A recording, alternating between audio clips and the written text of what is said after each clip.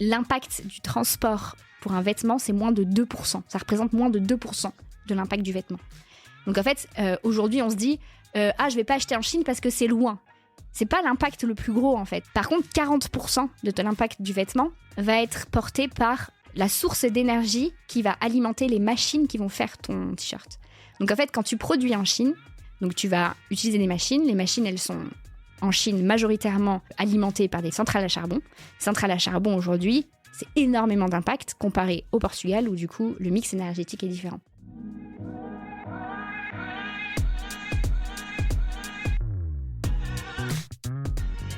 Bonjour, bienvenue dans Le Panier, le premier podcast e-commerce.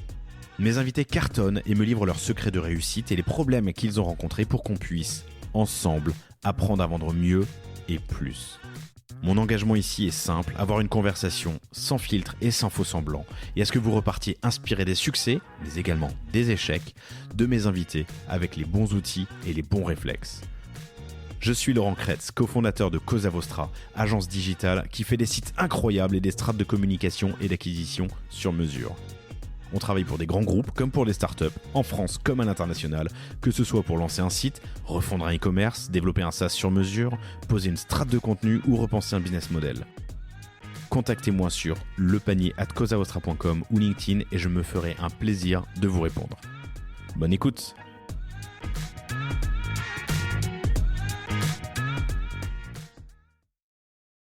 Bonjour à toutes et à tous, très heureux de vous retrouver aujourd'hui pour ce nouvel épisode du Panier. J'ai l'immense plaisir de recevoir Marie Nguyen, qui est la cofondatrice avec Antoine Coulot et leur associé Kevin Chavanne de WeDressFair. Salut Marie, ça va ? Salut, ça va et toi ? Ça va très bien. Je suis heureux de te rencontrer aujourd'hui. C'est Romain de Circle qui a fait cette introduction. Il m'a dit tu devrais la rencontrer, elle a des choses géniales à raconter. Merci Romain. Merci Romain. Circle Sportswear, un super épisode que je vous recommande sur une marque de vêtements sportifs et accessoires, enfin chaussures. Et les vêtements sont faits à base de bois, des molécules de bois qui sont compactées, retravaillées pour en faire du textile. On peut dire que c'est du textile. Dans la définition de textile, ça veut pas dire que c'est textile, c'est un maillage en fait. Ouais, c'est ça. Pour en faire du textile. Ouais. Dans le même domaine, un autre épisode qui était hyper intéressant était avec Laure Babin, la fondatrice de Zeta Shoes, qui elle fait des baskets en peau de raisin. Alors on n'a pas le droit de dire ça, mais c'est du textile ou de la matière, en tout cas un cuir, pardon, qui est fait à partir de marc de raisin. Très heureux de te rencontrer. WeDressFair, c'est une boutique de vente de produits qui sont bons pour l'homme et l'environnement et la nature, avec une sélection de produits dont tu nous parleras, qui fait aujourd'hui 2,5 millions, 2,6 millions de chiffre d'affaires, que vous avez lancé il y a 5 ans, du coup, je calcule là, on l'a très bien, vous êtes 25 aujourd'hui. Ouais. On va aborder pas mal de sujets. J'aimerais comprendre la jeunesse de WeDressFair et votre mission et les étapes de ce développement. J'aimerais comprendre le marché. Vous portez un message qui est fort et on va pouvoir en parler aujourd'hui, comprendre le marché du textile, savoir le lire, parce que c'est un marché qui est parfois un peu opaque, où il y a peu de traçabilité. Comprendre le circulaire, sa place dans ce marché, dans l'avenir du marché du textile. Et sur WeDressFair, évidemment, on va parler de votre distribution. Vous avez 2 boutiques, une à Paris, une à Lyon, une grosse partie en D2C. On va parler du panier moyen et de son évolution en fonction du genre de l'acheteur et de l'endroit où il achète. Et on va parler aussi d'activation. Vous avez 300 000 visiteurs uniques par mois et comment est-ce que vous faites votre maximum pour 1, les faire venir et 2, les transformer. Ça nous fait pas mal de sujets. On parlera aussi tech. Vous avez développé le site en propre, sur mesure, Ruby on Rails. J'aimerais bien comprendre pourquoi et comment vous le faites évoluer aujourd'hui. Un beau programme. Bienvenue Marie qui nous arrive de Lyon. Exact, depuis ce matin, ouais. Et qui vient exprès pour le panier, pour vous, chères auditrices, chers auditeurs. Donc c'est très cool. Tout à fait. T'étais chercheuse. Ouais, j'étais dans la recherche. Dans la recherche. Ouais. J'étais pas tout à fait chercheuse, parce qu'il faut faire une thèse pour être chercheur, donc je me suis arrêtée avant, on va dire. Ok. Qu'est-ce qui t'a poussé vers l'entrepreneuriat ? Et qu'est-ce qui t'a poussé vers l'entrepreneuriat à impact ? Ouais, alors, il y a une façon correcte de le dire et une façon un peu plus vulgaire de le dire, mais en gros, je m'ennuyais un peu dans la recherche. Je pense que je suis très admirative du travail des chercheurs qui répètent une expérience des fois toute leur vie pour trouver quelque chose. Enfin, et trouver quelque chose ne veut pas forcément dire avoir quelque chose vraiment à sortir. C'est des fois on trouve rien et en fait ça veut dire déjà quelque chose. Moi j'avais besoin que ça aille plus vite. J'avais besoin de voir l'impact que j'avais, que mon travail avait sur le monde. J'avais besoin d'être plus dans l'action. C'est quand même très cérébral d'être chercheur. J'adore ça, mais j'avais quand même besoin de voir un peu plus de concret, quoi. Et pourquoi l'entrepreneuriat ? C'est grâce à ça. Je pense que c'est vraiment... Alors déjà aussi dans ma famille, il y a des entrepreneurs, donc voilà, je baigne aussi dans le milieu de l'entrepreneuriat et ça me faisait, on va dire, pas peur de partir d'un job de salarié et d'aller monter un projet. Quoique passer vraiment du tout au tout, on se pose quand même la question. Et dans la recherche, le problème, c'est quand même que quand on part de la recherche, on peut plus y revenir. Donc il faut quand même... Pourquoi ? Parce qu'on rate beaucoup, en fait. Tu peux pas rattraper ? C'est dur de rattraper, ouais. C'est très, très dur de rattraper. Tu l'aimes ou tu la quittes, la recherche, quoi. C'est un peu ça, ouais. Ok. Et donc, quand j'ai décidé de la quitter, en fait, je me rendais bien compte que si un jour mes aventures entrepreneuriales s'arrêtaient, le retour à la vie d'avant était pas faisable, quoi. Donc, il faut que je me forme à autre chose. Bon, aujourd'hui, en 5 ans d'entrepreneuriat, je pense que j'ai 1 million de métiers différents, peut-être, à aller explorer après ou pas. Enfin, voilà.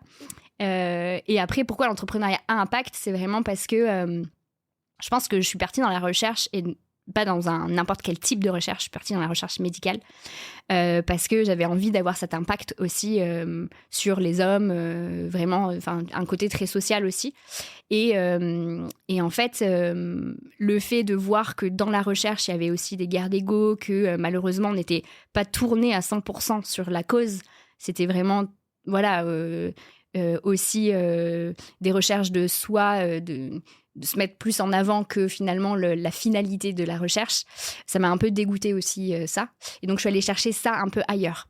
Et là où on se met plus au service d'eux, c'est dans les associations. Et donc, notamment, moi, j'étais dans une asso à Paris qui s'appelle La Cloche maintenant, qui s'appelait Le Carillon, qui...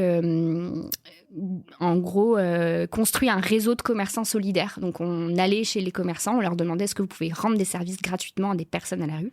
Et c'était donner un verre d'eau, recharger un téléphone. Voilà. Donc, moi, j'étais dans le 5e et le 6e à Paris. Donc, je vous dis pas toquer à la porte des commerçants du 5e. Coucou! Est-ce que c'est OK pour toi s'il y a une personne à la rue qui vient et qui demande des services? Donc, c'était rendre des services en boutique ou en magasin? Ouais, c'est ça. OK. Après, il y a des horaires différents. Donc, on explique aussi aux commerçants et aux personnes à la rue. Et je trouve que ce qui était bien, c'est aussi que on remettait du lien entre les personnes qui aujourd'hui se croisent tous les jours. Même des fois, c'est des SDF qui sont devant leur boutique et en fait, ils se sont jamais parlé.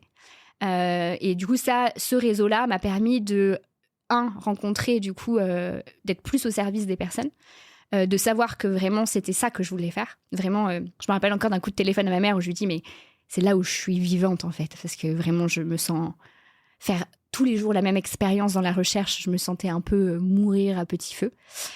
Et il y a vraiment besoin des chercheurs, hein, vraiment, honnêtement, mais c'est juste que moi, c'était peut-être pas mon profil. Et en fait, de l'autre côté, j'étais au contact des bénéficiaires, du coup, des personnes qui étaient à la rue, et je me rendais compte de ce dont ils avaient besoin ou pas.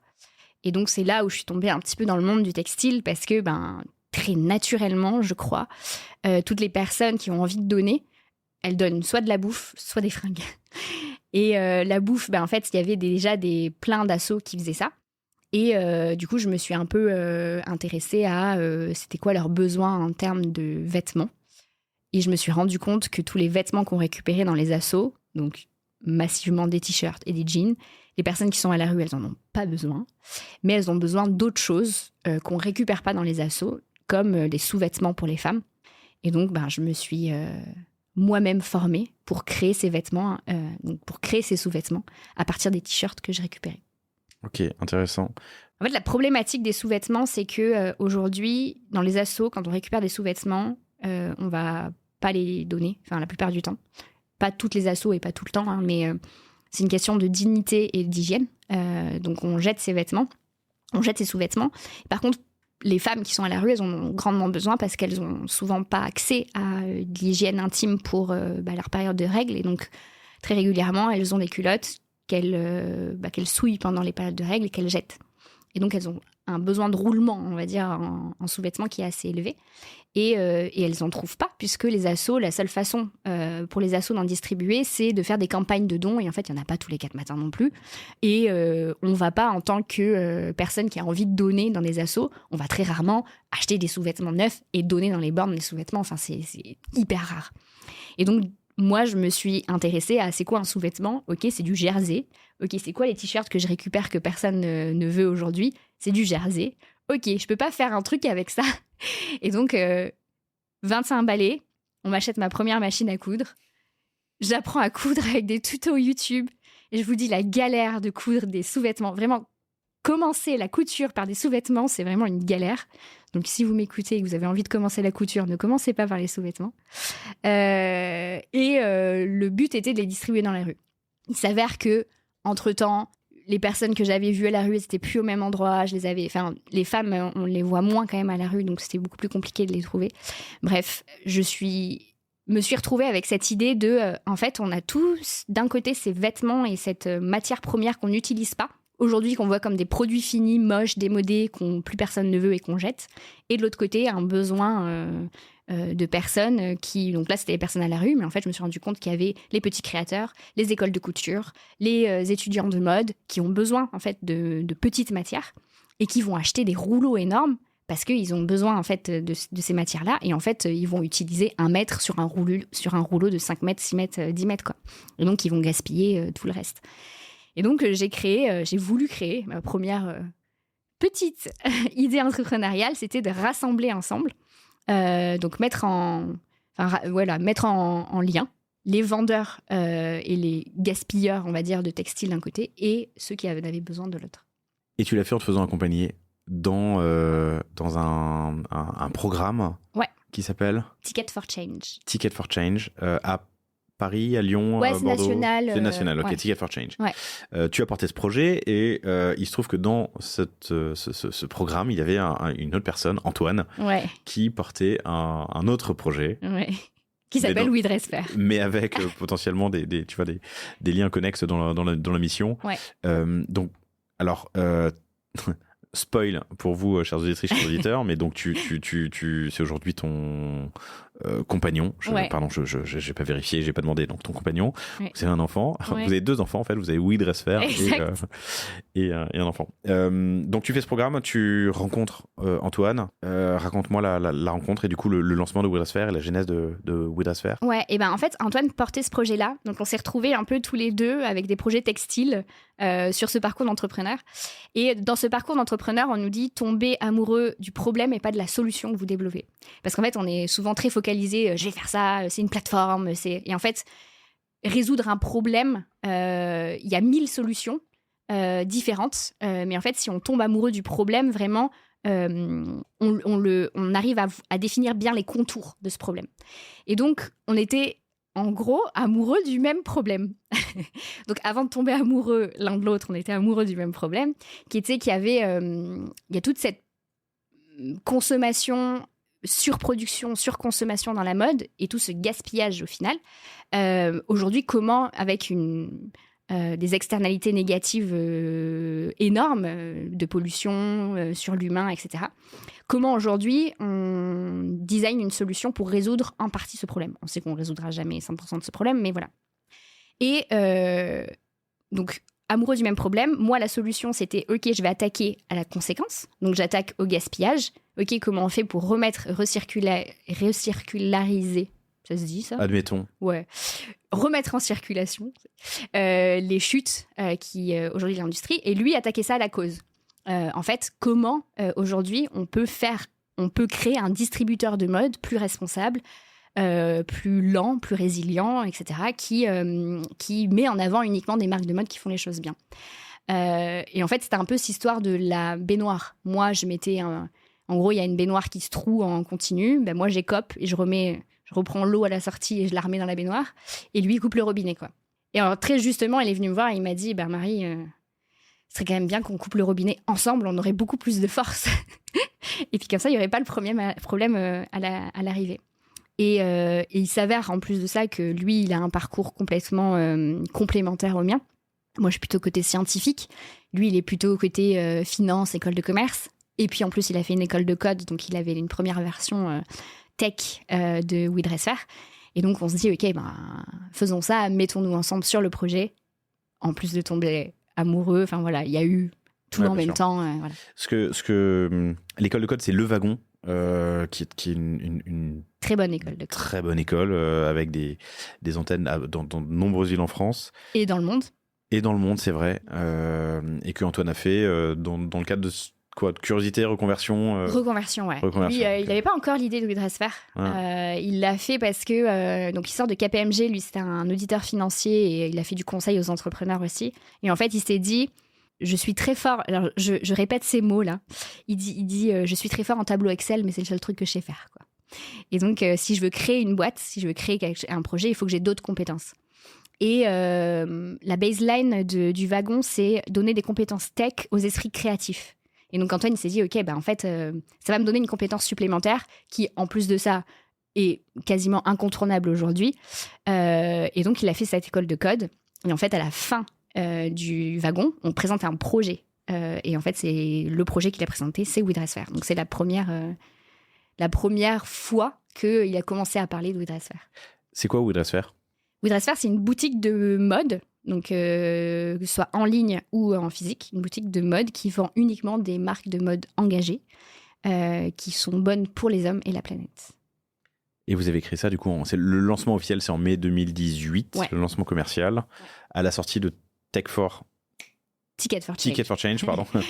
Non, c'était un peu avant Ticket for Change. La sortie, c'était... on a créé la boîte en janvier 2018 et le lancement commercial en mai 2018. Et Ticket for Change, ça s'est arrêté C'était fin 2017.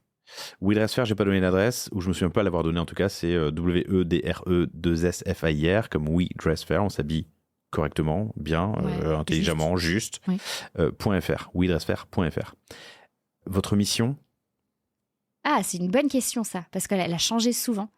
La mission aujourd'hui, nous, c'est emmener la société vers un autre moyen de consommation dans la mode. Et du coup, donner un réflexe de consommation différent. Donc, que ce soit dans les types de vêtements, mais aussi dans les modes de consommation. Donc, il y a vraiment 2 volets chez WeDressFair. C'est pas que on choisit des vêtements différents, mais c'est aussi on réduit sa consommation. Et donc, on a vraiment ces 2 volets-là aujourd'hui qu'on attaque. Et par le site, la présentation des vêtements qu'on vend. Enfin, on a une activité vraiment commerciale. Et toute l'activité de pédagogie qu'on a sur WeDressFair pour changer ces modes de consommation, aller plus loin. Ouais. Et donc, il y a un principe de curation sur le choix des marques que vous distribuez ? Ouais, complètement. Ouais. C'est vraiment le cœur même de notre métier. Ça a été le tout début de WeDressFair, ça a été ça. Ça a été de se dire, OK, en fait, aujourd'hui, c'est quoi une marque de mode éco-responsable ? Ça veut dire quoi, en fait ? Sachant que c'est pas régulé. Dans le milieu, aujourd'hui, n'importe qui peut se prôner de mode éco-responsable. Donc, je peux faire, une collection de 100 t-shirts avec un seul qui est... avec 5% de coton biologique et dire je suis une marque de mode éco-responsable parce que j'ai un t-shirt qui fait... Et il n'y a personne qui va venir nous tomber dessus aujourd'hui parce qu'il n'y a personne qui régule le vocabulaire de la mode aujourd'hui. Ok, il y a des labels pourtant. Il y a des labels, très peu connus du grand public et très compliqués parce qu'il y en a tellement que c'est compliqué à comprendre. Donc en fait aujourd'hui, on peut créer son propre label, la poser même... Moi, on n'est même pas obligé de créer le label, c'est-à-dire on crée un logo, on le pose sur un t-shirt, on met un logo vert, on écrit coton. Alors j'ai lu ça une fois, alors c'est juste pour rigoler. Coton naturel. Franchement, ça m'a fait marrer, mais enfin voilà. Et on dit, putain, je suis une marque de mode engagée, quoi. Et donc, voilà, c'est pour ça que nous, on s'est dit, il va falloir faire le tri, en fait, au milieu de tout ça. Et le vocabulaire est tellement complexe que, en fait, mon taf de scientifique m'a permis de dire, OK, ça, c'est vrai, ça, c'est moins vrai. Ce type de matière, OK, en lisant ces articles scientifiques, je vois que ces types de matières, c'est mieux pour l'environnement, etc., etc. Et c'est comme ça, en fait, qu'on a créé la charte et que maintenant, chaque marque qui a envie de rentrer sur WeDressFair, on demande des preuves. Donc, quelqu'un qui nous dit, OK, je fais Circle Sportswear, qui sont venus, je fais des t-shirts avec du bois. OK, mais en fait, montre-nous que c'est vrai ce que tu nous dis. Donc, nous, on récolte les preuves. Donc, chez nous, chez WeDressFair, vous pouvez demander n'importe quel vêtement qu'il y a sur le site. Aujourd'hui, on est capable de vous dire, de vous sortir le certificat du label du vêtement, les usines, les contrats des usines, les factures, etc. Parce que on n'est pas que sur des déclaratifs, on va vraiment chercher la preuve derrière. Ok, c'est beau comme mission, mais tu as un enjeu, c'est le volume que tu peux générer. Pourquoi j'irais m'emmerder, tu vois, à mettre mes vêtements sur WeDressFair et donc, m'emmerder, j'imagine qu'il y a un peu de travail, tu vois, pour la marque. Complètement. Parce qu'il faut fournir ces éléments, ces preuves. Comment est-ce que tu arrives à les convaincre ? Parce que t'as parlé de Circle, mais t'as aussi du Patagonia, t'as du... c'est très drôle, parce que du coup, Patagonia, c'est eux qui sont venus chez nous. On n'est pas allé les chercher. Excellent. Comment ils sont venus ? Par quel biais ils ont entendu parler de... Par quel canal ils ont entendu parler de vous ? Alors, nous, on a un SEO très fort. Et on a écrit... En fait, moi, le premier job que je savais faire, c'était lire des articles scientifiques et les vulgariser. Et donc, en fait, le premier taf que j'ai fait, c'est lire les articles sur les matières et les vulgariser en articles qui expliquaient c'est quoi la matière, etc. Et en fait, le mot qui génère le plus de trafic sur WeDressFair, c'est polyester. Tenez-vous bien. C'est parce que du coup, on a un article, quand on tape polyester, et WeDressFair, on ressort, et en fait, c'est là où j'ai expliqué toutes ces choses-là. Et en fait, on a démocratisé comme ça un petit peu, et on a vulgarisé comme ça le milieu, du fait qu'on vient pas du milieu, en fait, et que c'est pas inné chez nous de savoir c'est quoi le polyester et pourquoi ça a un impact négatif aujourd'hui. Et en fait, on s'est fait un petit peu une voix d'expert sur les réseaux aussi, sur mon LinkedIn, etc., où on décrit un petit peu le secteur, l'industrie, où on explique c'est quoi les problématiques. Et en fait, on a eu cette visibilité-là, qui fait qu'aujourd'hui, on a presque 300 000 personnes qui visitent le site par mois, ce qui est visite unique, ce qui est pas mal. Ce qui est bien, ouais. Et en fait, on est leader d'opinion. Enfin, on est devenu un peu leader d'opinion. Ce qui fait que les marques aujourd'hui, pour être reconnues aussi du grand public comme une marque engagée, j'ai passé les critères WeDressFair, je suis réellement une marque engagée. Vous voyez, je suis sur leur plateforme, aujourd'hui je suis distribuée par eux.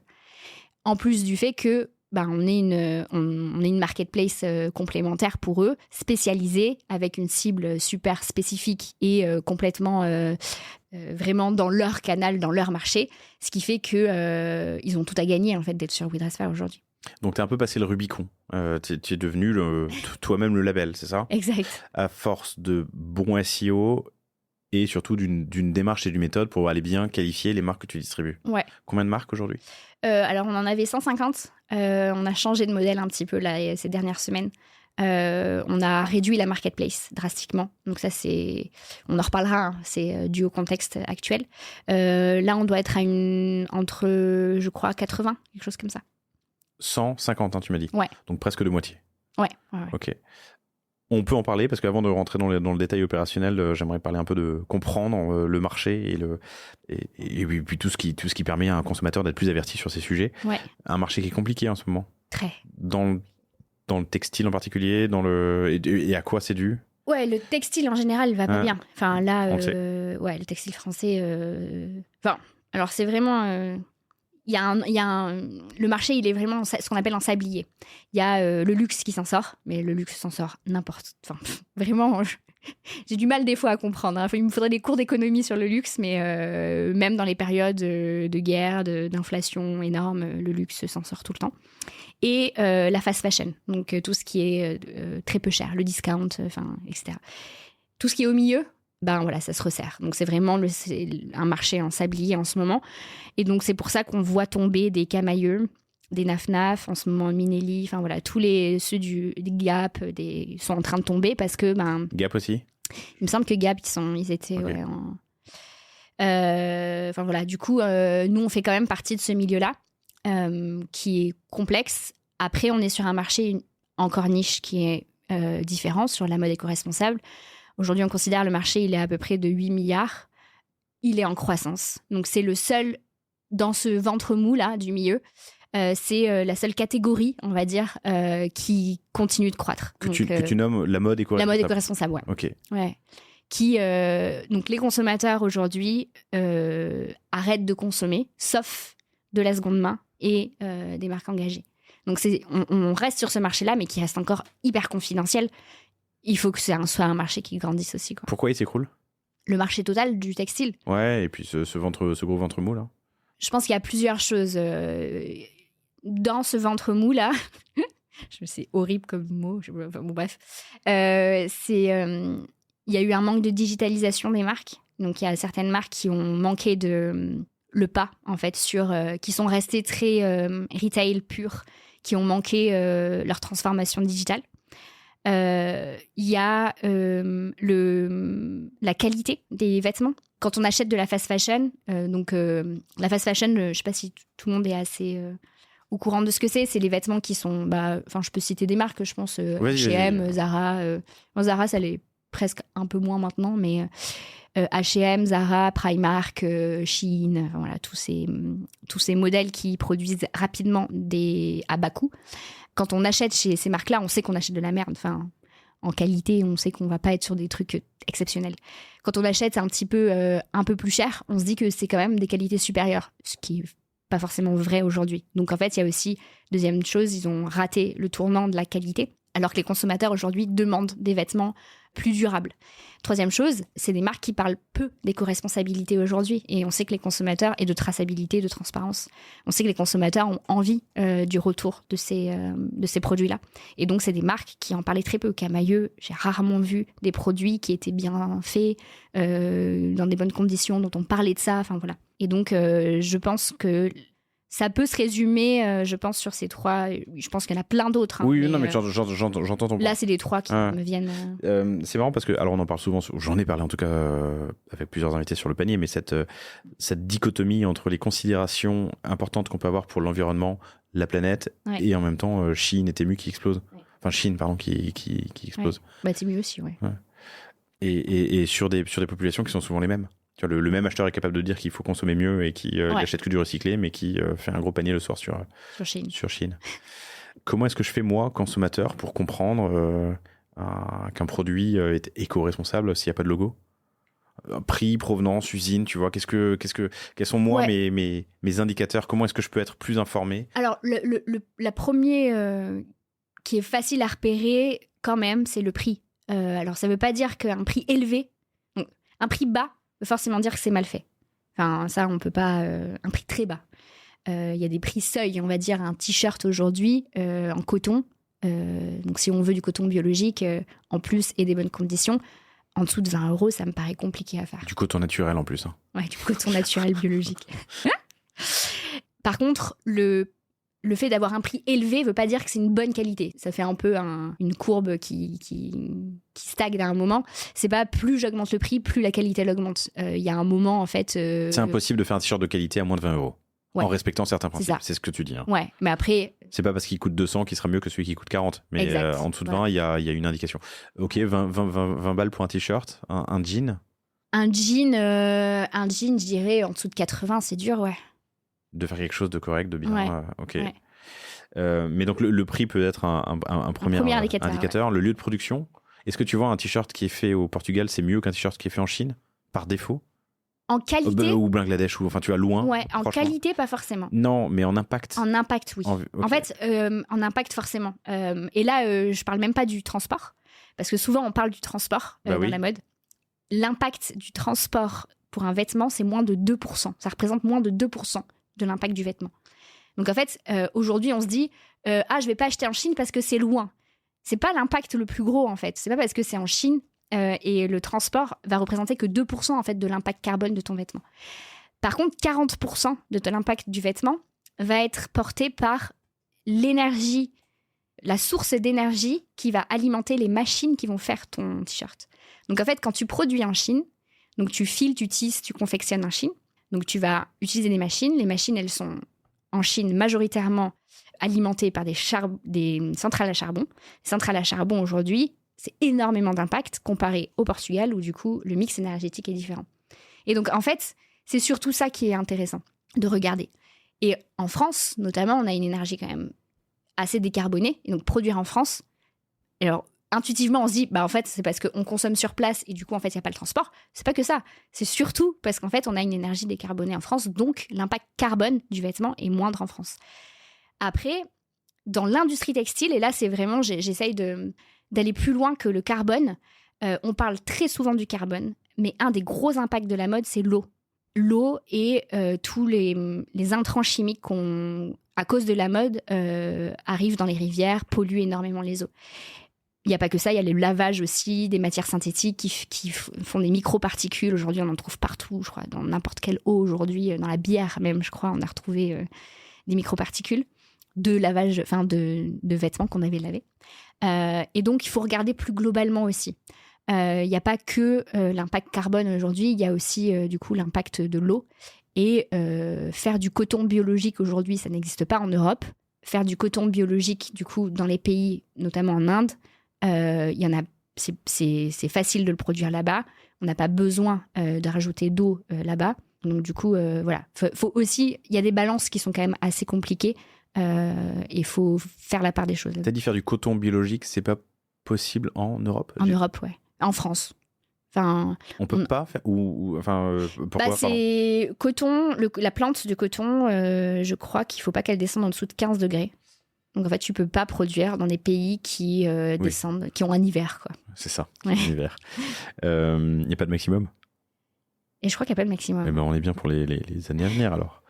On aura du coton, on n'aura plus rien à manger. C'est ça.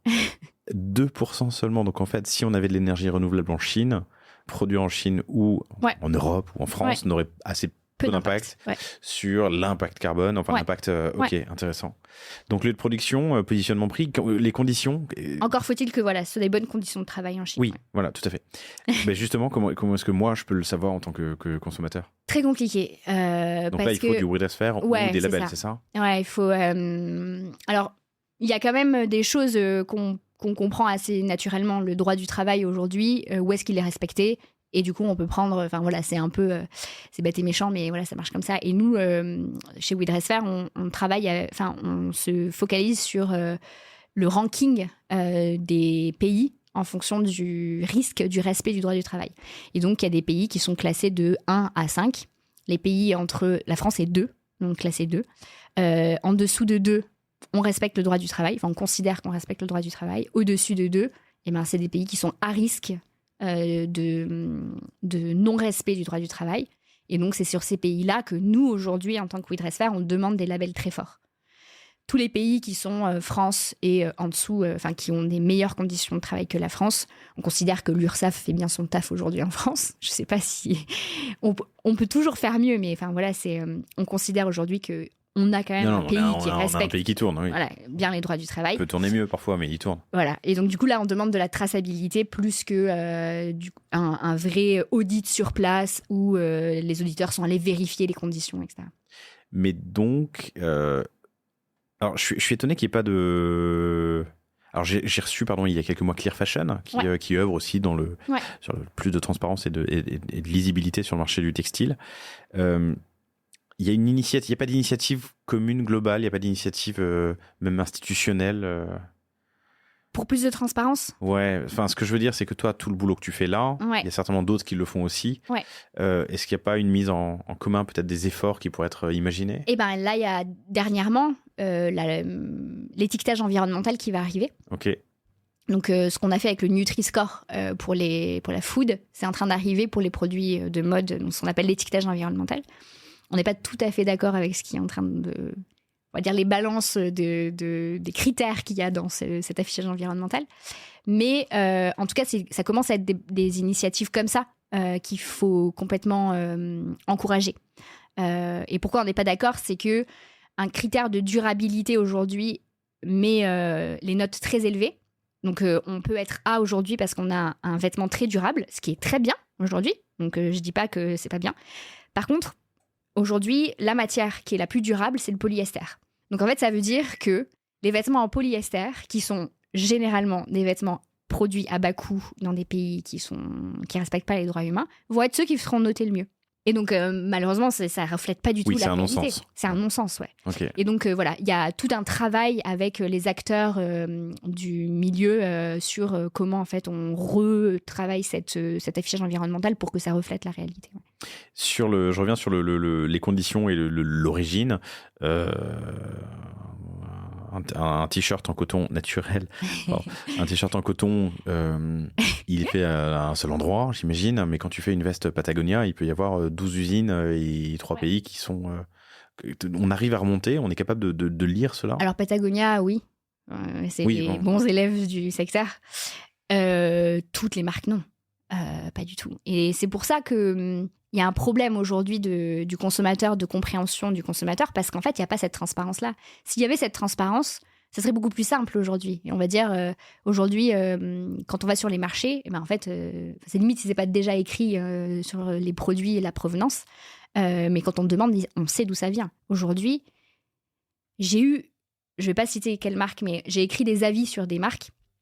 Donc, il y a des consommateurs qui me disaient, est-ce que tu peux me donner l'avis sur cette marque, qu'est-ce que tu en penses, etc. Donc, j'ai écrit des avis sur ces marques-là, et qui est une grosse marque. Et derrière, j'ai eu la CMO qui m'a appelé directement en me disant, waouh, on savait pas qu'on était perçu comme ça. Vous saviez pas que vous étiez perçu comme ça? En gros, vous foutez un petit peu de notre gueule quand même. Il n'y a pas de traçabilité sur vos produits.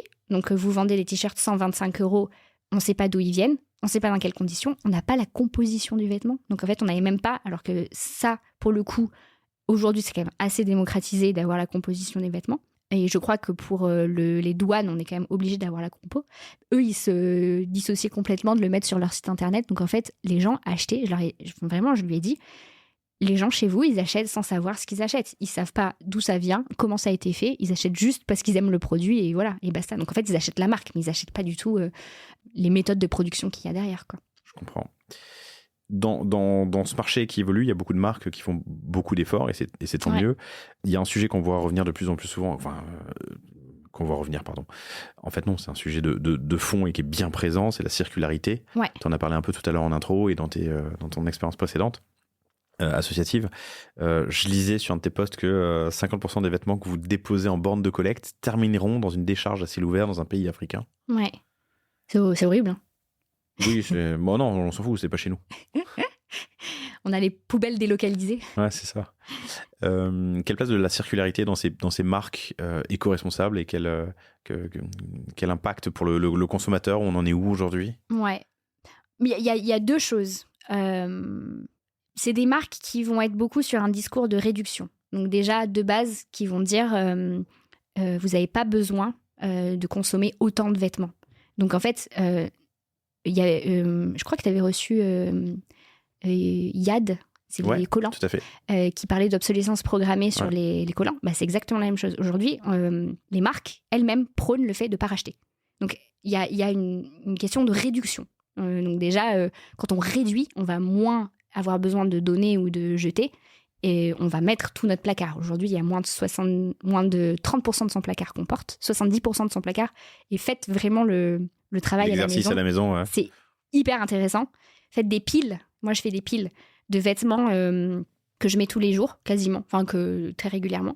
Une pile moins fréquente et une pile pas fréquente du tout, mais la pile pas fréquente, elle est énorme.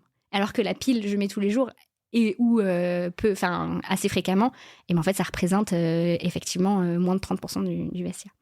Et le deuxième chose, c'est l'éco-conception. Donc c'est des marques qui vont produire durablement, et donc qui vont faire que le produit va rester dans le temps, ou avoir une possibilité de transformation. Donc il y en a aujourd'hui qui créent des fils notamment, qui peuvent être des fils de couture, qui sous des rayons, certains types de rayons peuvent se disloquer, et donc en fait on peut complètement défaire le vêtement sans avoir à enlever la couture.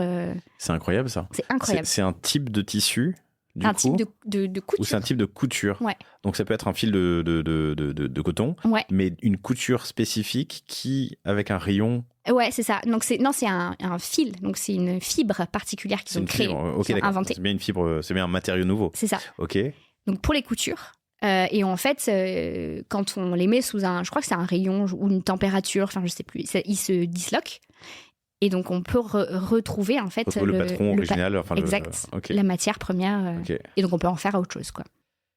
Et donc, voilà, en termes de circularité, on a ça. Et puis, on a toute la partie recyclage aussi.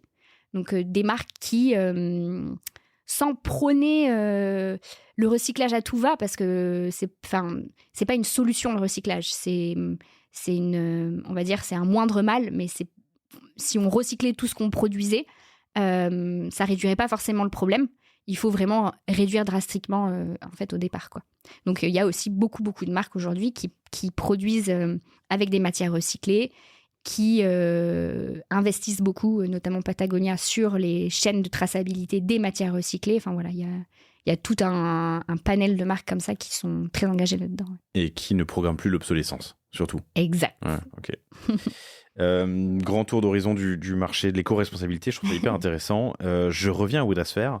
Donc vous lancez en 2018, on a parlé du choix des marques. Aujourd'hui, on est en 2023, 6 ans plus tard, 5 ans plus tard, pardon, vous faites 2 millions, 2 millions 6. Ouais. Vous avez toujours été en croissance ? Ouais. Ok. Ouais. Malgré les périodes, enfin... 2020, Covid, on a eu super peur. On travaillait avec des free à ce moment-là. On était, il y avait que Antoine et moi et on travaillait avec des free. On les a tous appelés genre désolé gars en fait. On peut pas vous payer là, à la fin du mois, donc en fait on va réduire vos missions machin. Ça a duré 1 semaine. Donc on a appelé le premier jour du Covid, on a appelé parce qu'on a eu trop peur, on a eu 0 vente, c'était la première fois que ça arrivait depuis très longtemps. Donc on les a appelés en leur disant ça. 1 semaine après, on a explosé. Et du coup, on les a rappelés, genre, en fait, revenez. Et même, vous savez quoi, vous faites vos CDI. Donc, en fait, on a même embauché les gens après, du coup, en CDI. Et 2020, ça a vraiment commencé à très bien marcher. Et on a toujours été en croissance. 2019, on faisait 250 000, 600 000, 1 million 6, 1 million 2, 1 million 6, 2 millions 6. Ouais. Et 2 millions 6 cette année, vous avez pris 1 million sur la dernière année. On a parlé du choix des marques. Pourquoi vous avez fait une levée de fonds ? Donc, alors, fin 2022, c'est 4 ans après le lancement. Ouais. Vous levez en tout 2 millions. Quoi, en tout 2 millions, ouais. 2 millions 2, ouais, en tout. On a mis très longtemps à lever, comparé à d'autres marketplaces qui, en fait, lèvent dès le début. Ce qui est assez logique quand on a un système, quand on voit en fait les coûts derrière de la marketplace. On a mis très longtemps parce qu'en fait on voulait montrer d'abord qu'on était capable de créer un modèle qui pouvait être rentable. Donc c'est bizarre, hein, mais en fait on voulait pas être une boîte qui allait courir derrière les levées de fonds. Et on voulait être sûr et s'assurer qu'avec le cash qu'on avait, on était capable de créer une boîte rentable. Donc, on a mis 4 ans à créer une boîte rentable. Quand on a vu qu'on avait la capacité de rentabiliser la boîte, on a levé des fonds pour aller plus loin et pour retrouver la rentabilité après. Et comme on l'avait déjà avant, on sait qu'on est capable de le faire. Et ça a été vachement fort auprès des fonds d'investissement en leur disant, en fait... nous, ce qu'on veut, c'est pas...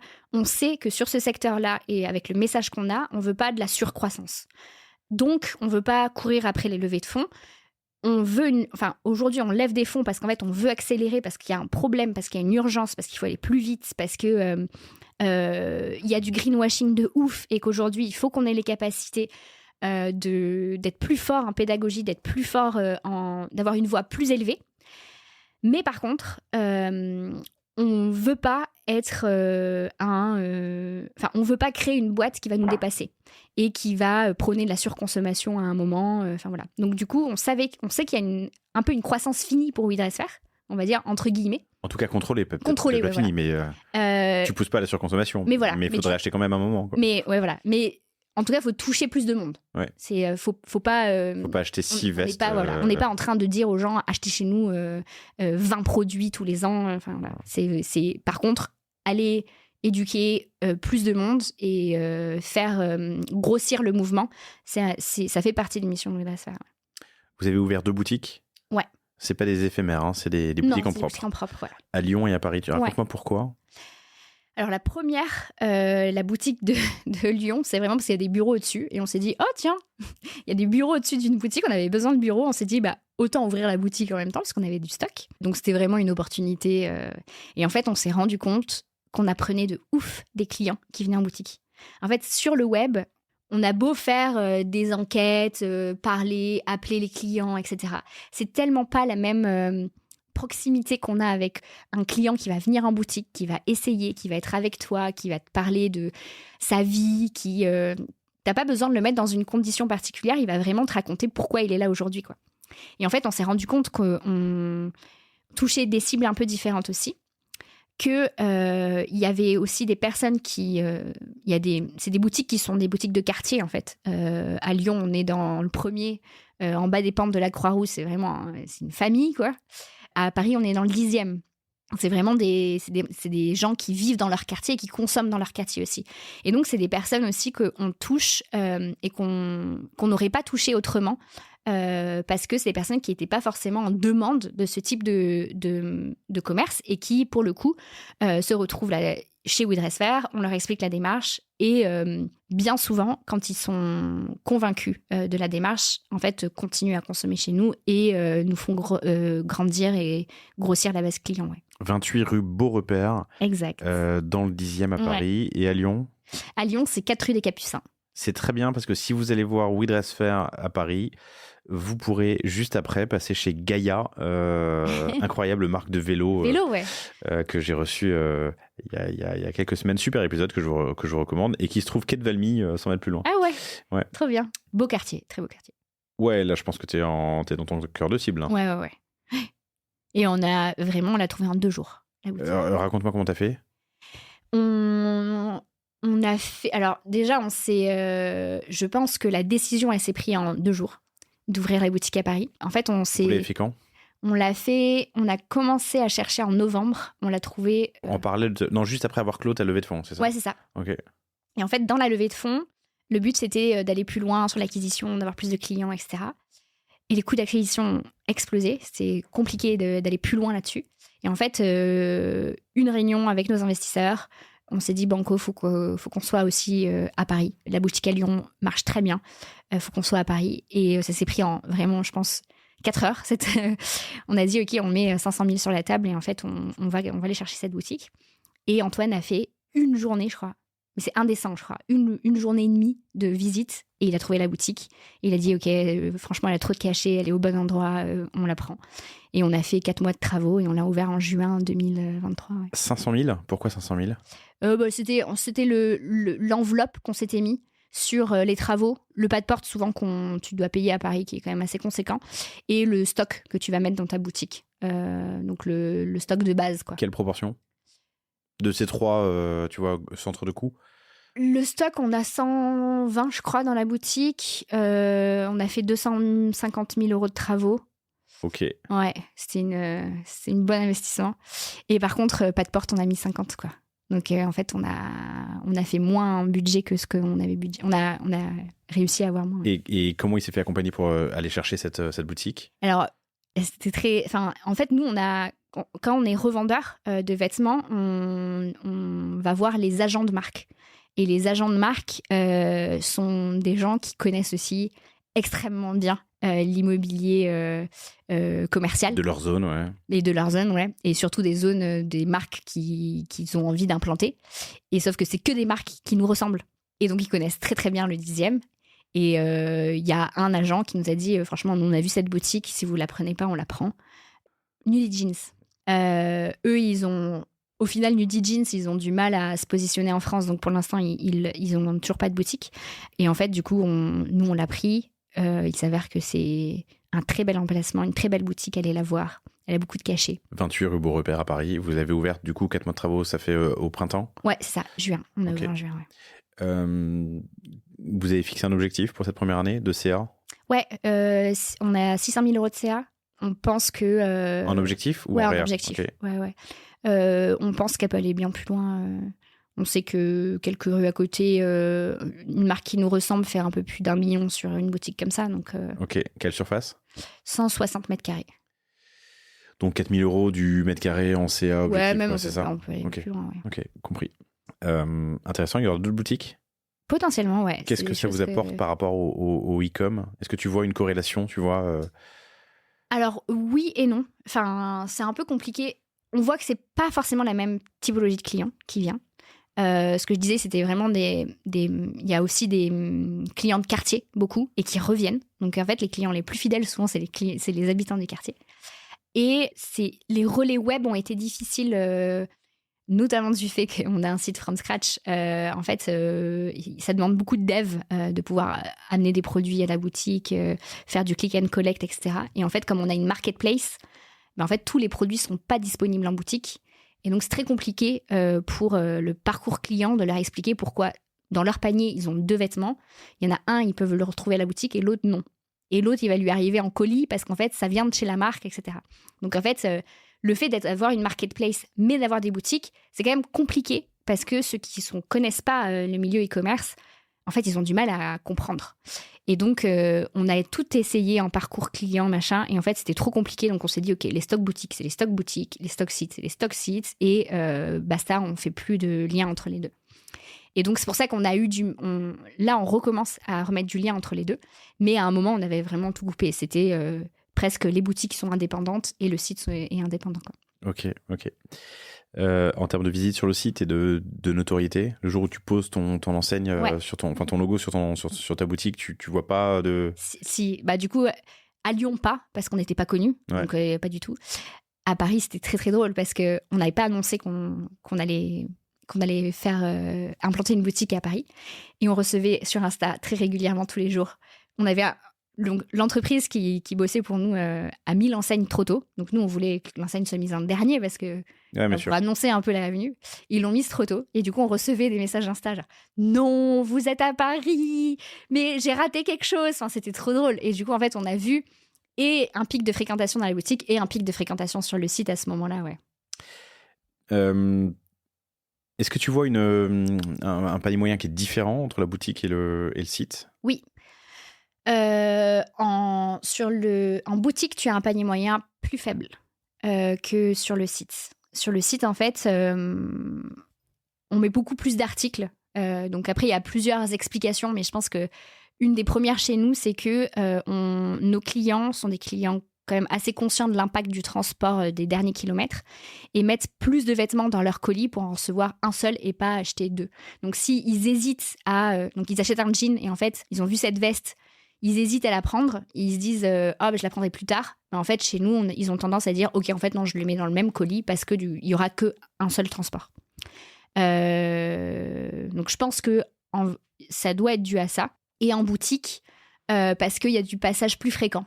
Donc c'est ce que on en parlait juste avant. En préparant l'entretien, ouais. C'était que je veux pas dire de bêtises, mais j'ai enregistré récemment avec New. Et qui me disait qu'en fait il y a un panier moyen qui était inférieur en boutique mais qui a plus de passages. Donc je pense que la dépense par client est peut-être plus importante en boutique qu'elle n'est sur le web. C'est vrai qu'on n'a pas poussé la réflexion jusqu'au bout. En revanche sur le web tu fais des commandes plus importantes. Ouais, c'est ça. Ouais. C'est quelque chose que tu vois. Tu me disais aussi quand on préparait l'entretien que tu vois une différence en fonction du genre. Ouais, mais en fonction du genre, ça c'est... Je pense que... C'est assez connu, enfin on le sait si on parle un petit peu aussi. Les mecs ont une tendance à faire du shopping que quelques fois par an.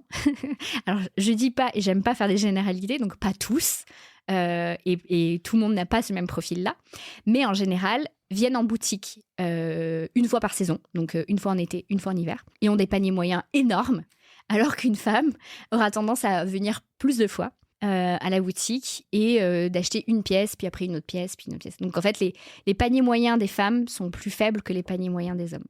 Bon, tu m'as décrit, hein, donc j'aime pas les généralités, mais tu m'as décrit. Moi, j'y vais 1 ou 2 fois par an et j'achète. C'est ça. Bon, bref. Cool. Écoute, on a dit tout à l'heure, j'aimerais parler un peu de marketing, d'activation, d'acquisition. Tu m'as dit 300 000 visiteurs uniques par mois. Ouais. Quelle est la part du paid et de l'organique là-dedans ? Ouais, on n'en a pas parlé avant, mais en fait, nous, on a un SEO très très fort. Donc, on a plus de 80% qui est organique. Et au tout départ, on a lancé donc, nous, on savait rien faire avec Antoine. On ne vient pas du tout du milieu du e-commerce. Donc, en fait, on a tout testé. Enfin, vraiment. Et je pense que chez WeDressFair... Ouais. Vas-y, chez WeDressFair. On a fait tous les métiers. Et ce qui fait qu'aujourd'hui, je pense qu'on arrive bien à se mettre à la place de telle ou telle personne avec qui on bosse. C'est qu'on a tout fait tous les deux au départ. Donc, les pubs Facebook, c'est moi qui les faisais à la base. Les créas, c'est moi qui les faisais. C'est l'enfer. Je pense que si je ressors les créas d'avant, mais c'est horrible. Heureusement qu'on a des DA aujourd'hui et des graphistes. Et les pubs, en fait, on les a arrêtés parce que ça marchait pas chez nous. Ça marchait probablement pas parce qu'on faisait mal les choses et parce que on n'avait pas de formation. On a lancé réellement les publicités pour WeDressFair qu'à partir de 2021. Donc en fait, c'est relativement tard. Vous le faisiez vous-même et ça marchait pas très bien. Ouais, c'est ça. Et ensuite, vous l'avez refait vous-même ou vous On l'avez l'a externalisé ? refait nous-mêmes. On l'a refait nous-mêmes. On s'est formé. Antoine est devenu très très bon sur la partie acquisition payante. On s'est fait monter en compétences par des freelances où en fait on faisait avec eux et en fait après au fur et à mesure maintenant on a besoin de quasiment plus personne pour lancer Et vous le faites toujours en interne ou vous avez externalisé? Là, on a re-externalisé maintenant. Okay. Tu sais ce qu'on dit, hein, il faut externaliser que ce que tu maîtrises exact. Complètement. Bah ouais. Et maintenant, on peut challenger de ouf. C'est quoi ton plus gros secret SEO? Alors ça, mon plus gros secret SEO,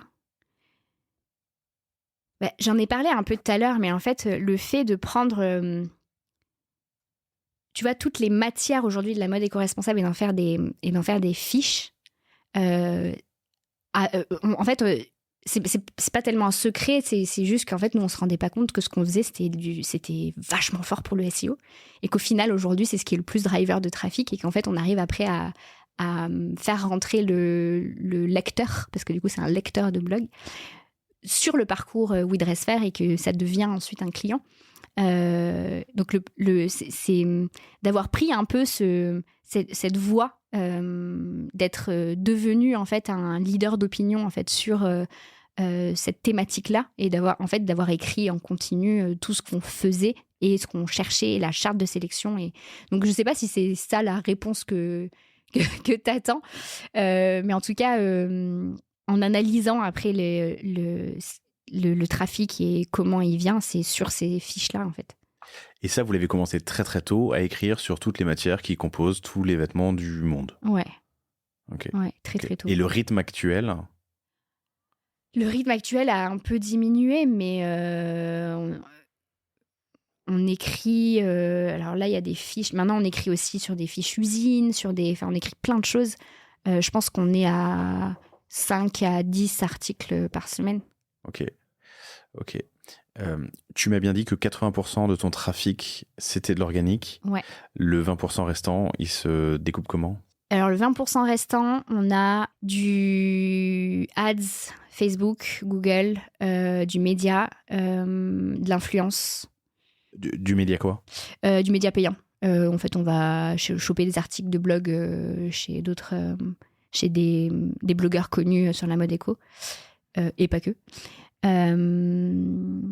Ouais, voilà, c'est à peu près tout.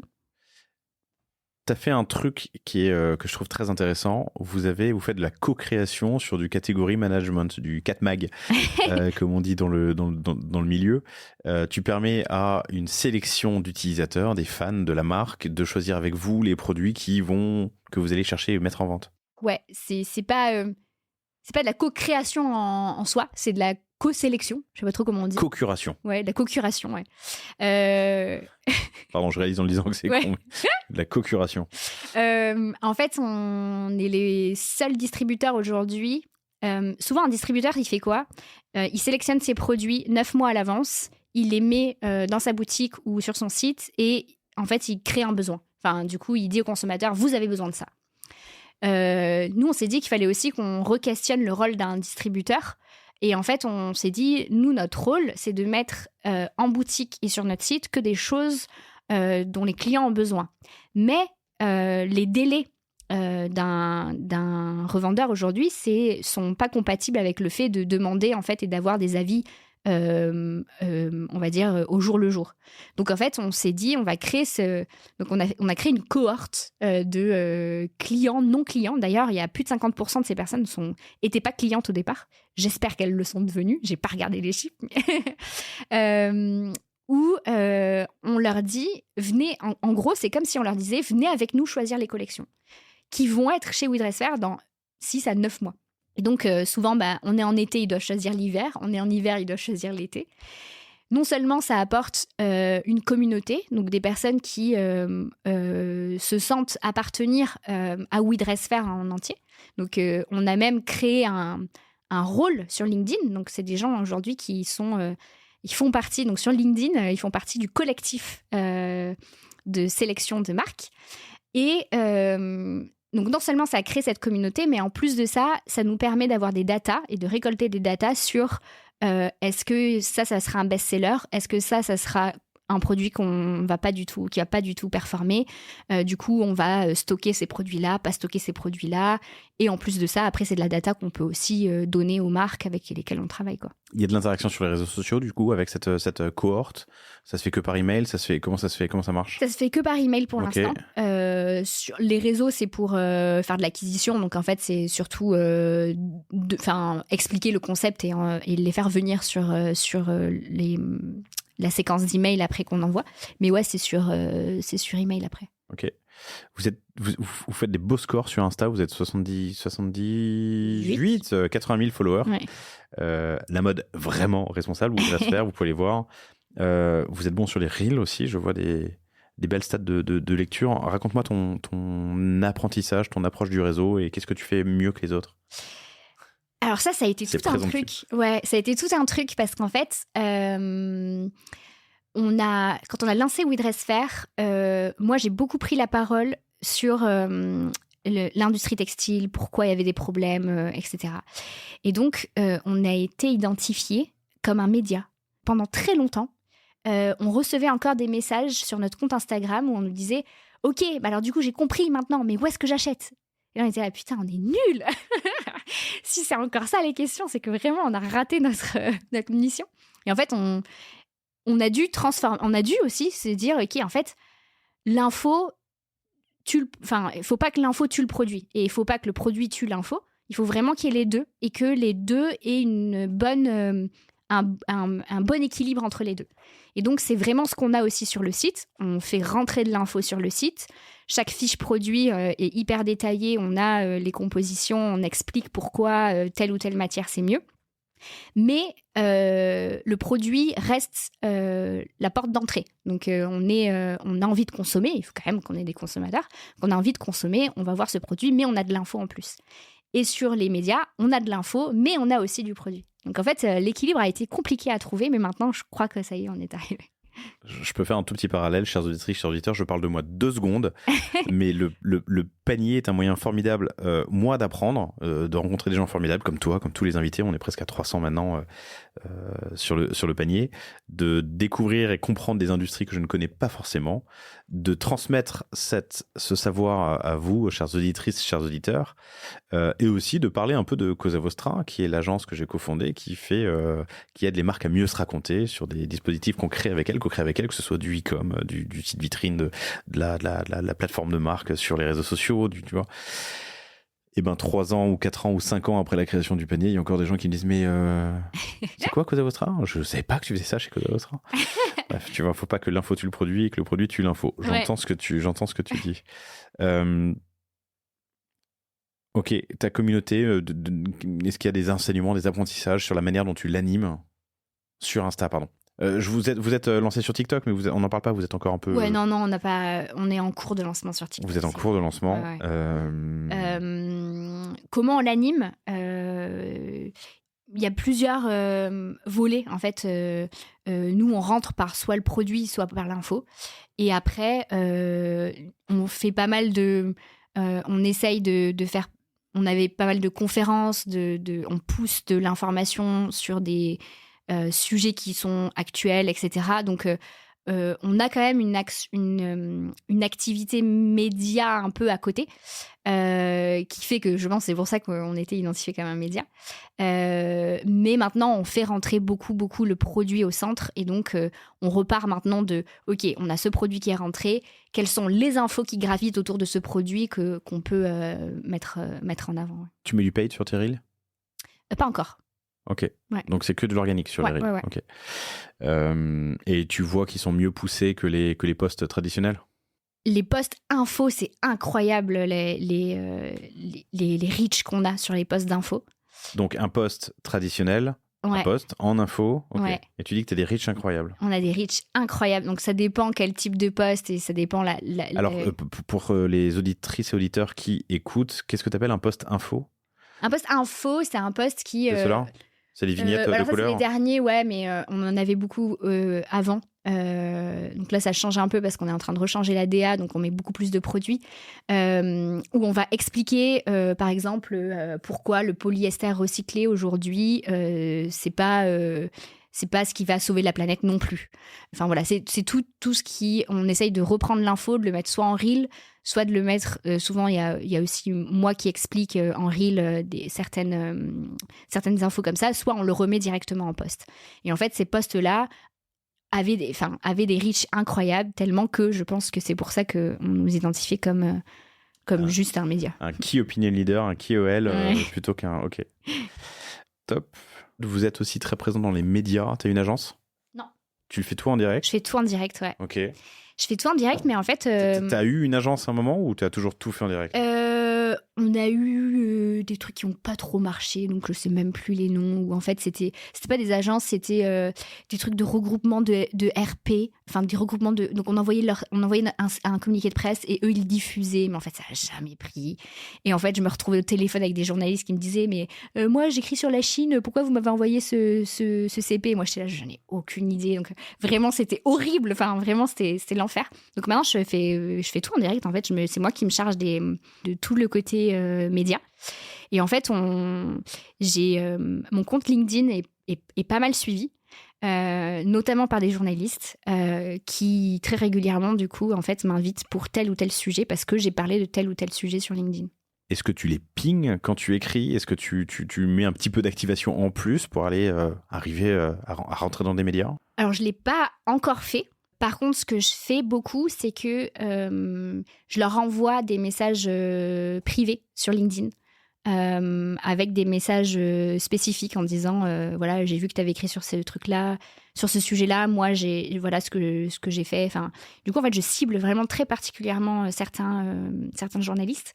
Et après, on a tous ceux qui parlent de nous. On a un listing en fait de tous ceux qui ont déjà parlé de nous et en fait on leur renvoie très régulièrement, ce qui fait qu'en fait on a des sujets qui grossissent comme ça en fait et enfin qui en tout cas font boule de neige auprès des rédactions. Donc si eux peuvent pas rédiger, souvent ils passent à un collègue, etc. Donc en fait on a réussi à rentrer un petit peu dans les rédactions comme ça. Ouais. Hyper intéressant. Listing de journalistes qui ont déjà écrit sur vous, chers auditrices, chers auditeurs, pour pouvoir les repinguer régulièrement quand il y a des news et que ça vaut le coup qu'ils en parlent. Hyper contents d'avoir des nouvelles de nous. Enfin vraiment, moi à chaque fois que j'écris à un journaliste qui a déjà écrit sur moi en lui disant hey, salut, comment tu vas Alors après, c'est vrai que je personnalise tous mes messages et je me souviens de tous les journalistes avec qui j'ai discuté, où je leur dis, voilà, nouveauté chez nous, on est en train de faire ça, voilà le communiqué de presse si tu as envie d'en parler. Et à chaque fois, j'ai des réponses genre, oh, trop sympa d'avoir de tes news. Enfin, vraiment, c'est trop cool, quoi. Enfin, honnêtement, si on a une relation particulière avec les gens et que je pense il y a aussi le fait que si on a une cause qui les touche, et ben en fait, il y a un peu plus ce lien facile. Donc, il y a une journaliste de France 3 qui avait fait un reportage chez nous, qui était venue faire un reportage sur le Black Friday, avec qui on avait pas mal discuté. Et ensuite, il y a Chine qui a ouvert un pop-up à Lyon. Et donc, on est allé faire une manif, nous, une manif. On est allé discuter avec les gens qui faisaient la queue, on est allé mettre des affiches en face, etc. Et je l'ai repingée et direct, elle m'a répondu, elle dit, je serai là, tu seras là à quelle heure ? Et du coup, on a refait un reportage avec elle. Ouais. Ok, hyper intéressant. Je pense que là, ce qui est intéressant aussi à enregistrer, c'est que tu le fais toi-même. Tu as créé du lien entre la marque et les médias et les journalistes qui écrivent sur la marque sans passer par un PR qui a une quinzaine de comptes. C'est très bien les cabinets de PR, mais c'est vrai qu'il y a comme partout, des bons et des mauvais. Je pense que le côté d'incarner toi-même ta communication auprès des journalistes, ça crée un lien supplémentaire. Ouais.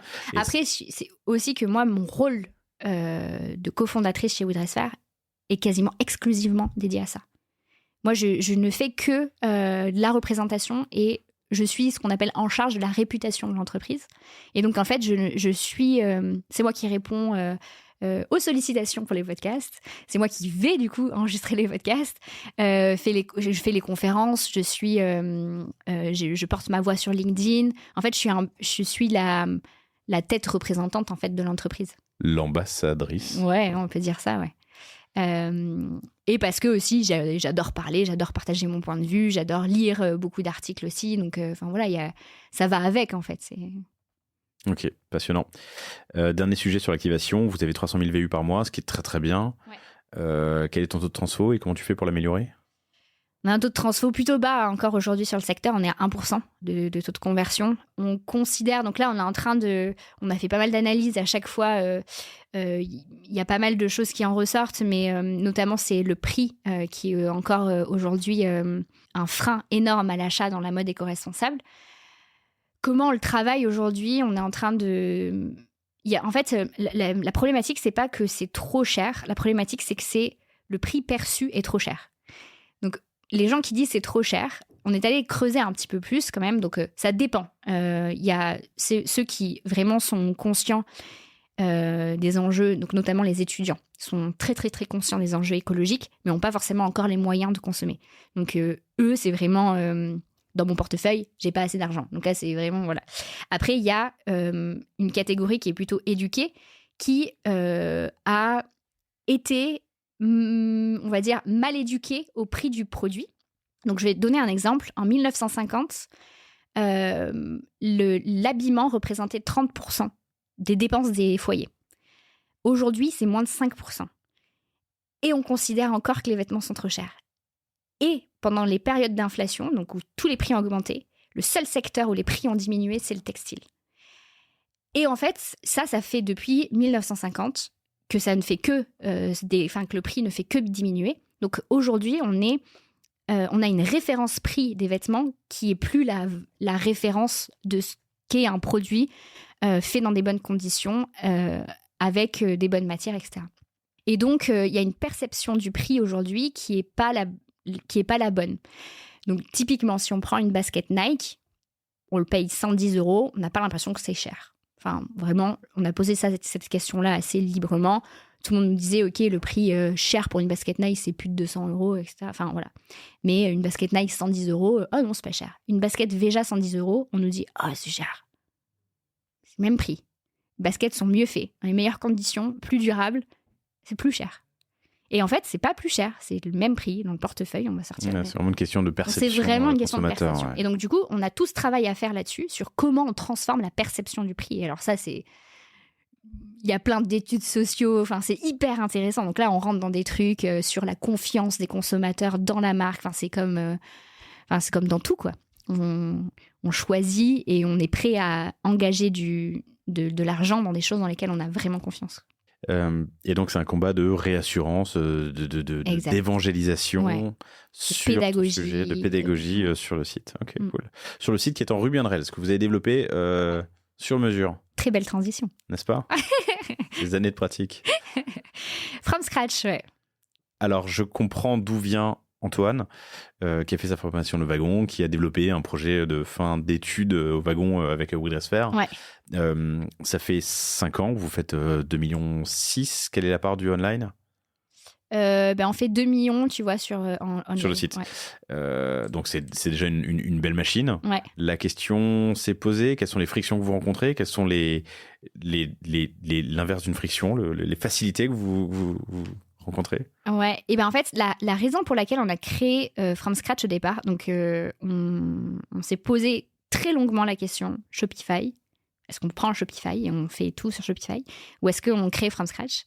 Et en fait, à l'époque, le module marketplace de Shopify était un peu nébuleux.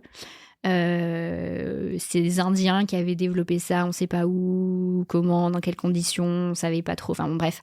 Et en fait, on s'est dit que nous, on avait besoin d'avoir une archi où en fait, on était capable d'aller taper les stocks des marques et de décrémenter leurs stocks chez eux. Donc nous, on s'est rendu compte que la problématique des marketplaces aujourd'hui, c'est que t'es une marque... si tu es une marque engagée, en plus de ça, c'est souvent des petites marques qui n'ont pas forcément des moyens financiers énormes et ne sont pas forcément très nombreux dans la team. Et donc, souvent, les marketplaces, elles te demandent de dupliquer ton stock. Donc, tu dupliques ton stock, tu mets ton stock sur la marketplace et ton stock sur ton site. Et quand il y a un client qui arrive, qui achète sur ton site, en fait, il faut que tu ailles dire à la marketplace « Ah, là, ça, j'en ai plus » ou inversement. Du coup, on s'est dit « Ça... c'est pas possible, il faut que les marques elles aient le moins de taf à faire. » Et donc en fait, par un jeu d'API, on a créé un module d'automatisation où en fait on va non seulement taper leur stock, donc on va sur WeDressFair, en direct, on a les stocks des marques qui sont en réel, quoi. Et de l'autre côté, on va décrémenter leur stock. Donc en fait, chez eux, sur leur site, on décrémente leur stock. Ce qui fait que on n'a jamais de problématique de différence de stock entre les marques. Et en fait, cet avantage qu'on avait a fait qu'on a réussi très facilement en fait à convaincre les marques de venir vers nous. En fait, elles ont juste à signer le contrat. Derrière, en fait, il n'y a même pas de back-office marketplace, puisqu'en fait, comme on a ce module-là, en fait, on tape leur site, on crée les commandes chez eux, comme si c'était une commande Shopify qui arrivait sur leur site. C'est juste écrit dans une toute petite ligne générée par WeDressFair. Et en fait, ils ont exactement le même process à faire. Ils impriment leurs étiquettes, ils ont exactement le même truc. Vous vous êtes reposé la question après la levée de fonds ? Non, on s'est reposé la question là, juste dernièrement. Et en fait, du coup, c'est une question qui est encore un peu ouverte. Ok, à côté du stock unifié ou de l'expérience unifiée. Quoi. Ouais, c'est ça. Okay. Parce que depuis, on a réduit drastiquement la marketplace. Et donc, la marketplace prend beaucoup moins de place. Avant, on avait plus de 70% de nos produits qui étaient des produits marketplace. Maintenant, on n'a plus que 10% de nos produits qui sont des produits marketplace. Donc, en fait, comme on a réduit drastiquement la marketplace, et que c'est plus l'activité centrale de WeDressFair, en fait, on se repose la question question d'avoir tout sur Shopify. Et comment vous abordez cette problématique, cette question, ce sujet ? Avec une agence en interne, quelles sont les questions que vous vous posez, tu vois ? Alors, on a été accompagné par Make Sense et en fait, c'est eux qui nous avaient vachement challengé là-dessus. Ils ont en interne, il y avait une agence qui bossait avec eux, avec qui on avait discuté pas mal sur l'archi tech de WeDressFair. Et qui nous avait dit non, faut pas faire ça, faut tout mettre sur Shopify. Et puis finalement, on a réussi à les convaincre que notre site from scratch était la meilleure solution, effectivement, à ce moment-là, pour créer ces ponts entre notre site et le site des marques. Et là, on a beaucoup de devs autour de nous, du fait que on soit aussi notre associé Kevin était le lead teacher du wagon. On a toute la communauté du wagon qu'on connaît très très bien, qui du coup sont autour de nous. Donc eux, même si Ruby, etc., ils prônent pas forcément le fait d'avoir un site custom. D'ailleurs, Shopify, c'est du Ruby, je crois. Je crois que derrière l'archi de Shopify, c'est du Ruby. Je crois. Et du coup, en fait, on discute très régulièrement avec eux pour justement prendre ces décisions-là. Et je pense que la meilleure personne qui pourra discuter de ce sujet, c'est Kevin. Donc, si jamais vous voulez discuter de comment on fait pour choisir site from scratch ou CMS, vous pouvez envoyer un message à LinkedIn à Kevin Chavan. Avec 2 N. Ouais, exact. Si vous regardez la vidéo, chers auditeurs, vous me voyez jouer depuis 2 minutes. Je me dis, tiens, je vais prendre un réflexe, c'est de faire un reel à chaque épisode. Trop bien. En avant-première, tu vois. Du coup, il fallait que je me concentre en même temps sur ce que je disais. Attends, et moi, il fallait que je me concentre sur la relance. Mais je suis arrivé, mais tu es très bien sorti, beaucoup mieux que moi, je pense. Allez, ça fait 1h15 qu'on se parle, 1h20, mais je me permets une dernière question parce que tu es venu jusqu'à moi, donc j'en profite. Tu as rencontré Antoine, Ticket for Change, voilà. Ouais, c'est ça. Vous avez lancé WeDressFair, vous avez lancé un autre joli projet qui a quelques mois actuellement. 2 mois et demi. 2 mois et demi. Vous vous êtes posé la question, ça a été une évidence, c'est venu. Alors toi, tu viens d'un milieu entrepreneurial, je sais pas quel est son milieu à lui, mais c'est pas évident. Déjà, une boîte, c'est pas facile. Un couple, ça l'est encore moins. Un bébé, ça l'est encore moins, tu vois. Vous multipliez les sujets, les zones de risque. Ouais. Alors, ça se passe dans plein de cas très bien, mais c'est quand même une question qu'on se pose, non? Ouais, Alors, tu m'as dit que vous étiez complémentaires. Pardon, je prolonge ma question. Donc, je comprends la complémentarité. Il y a un moment où d'un coup, tout devient un peu sérieux. Ouais, complètement. Je pense qu'au départ, on se rendait pas compte que ça avait autant d'impact, enfin, que ça allait avoir autant d'impact sur notre vie aussi. Au départ, on crée un projet entrepreneurial, on est là, trop bien, j'ai une idée, je vais faire ça, vas-y, ça va être trop cool. Enfin, on se rend pas compte du tout.